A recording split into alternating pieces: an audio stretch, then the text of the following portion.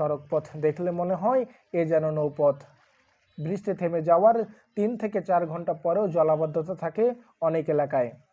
তবে জলাবদ্ধতার কারণ কি, এই প্রশ্নের উত্তর খুঁজতে সরজমিনে চলে যায় গাজীপুরের কালিয়াকৈর উপজেলার চন্দ্রাপল্লী বিদ্যুৎ এলাকার।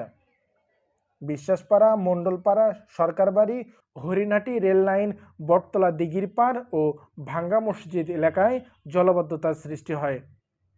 অল্প বৃষ্টি হলেই বাসাবাড়িতে ঢুকে পড়ে পানি, নষ্ট হয় আসবাবপত্র সহ দামি ইলেকট্রনিক যন্ত্রপাতি। বছরের পর বছর চলছে এভাবে। জলাবদ্ধতা যেন এই এলাকার জীবন সঙ্গী হয়ে দাঁড়িয়েছে। ঘনবসতি এই এলাকার অধিকাংশ বাস করে পোশাক শ্রমিকরা। বৃষ্টি হলে পানি নামার জন্য নেই কোনো ড্রেনেজ ব্যবস্থা, নেই কোনো পূর্ণাঙ্গ খাল। তবে যেটুকু খাল রয়েছে তাও যেন ভরাট করে নির্মাণ করা হয়েছে বসত বাড়ি। তাই তো আরও চরম দুর্ভোগে পড়তে হয় এই এলাকার বসবাসরত পোশাক শ্রমিক এবং অন্য শ্রমিকদের। তবে কবে মিলবে এই স্বস্তির নিঃশ্বাস জানা নেই কারো। এই এলাকার বসবাসরত মানুষের সঙ্গে কথা বলে এটুকু জানা যায়, এখানকার খালগুলো দিন দিন দখল হয়ে যাচ্ছে।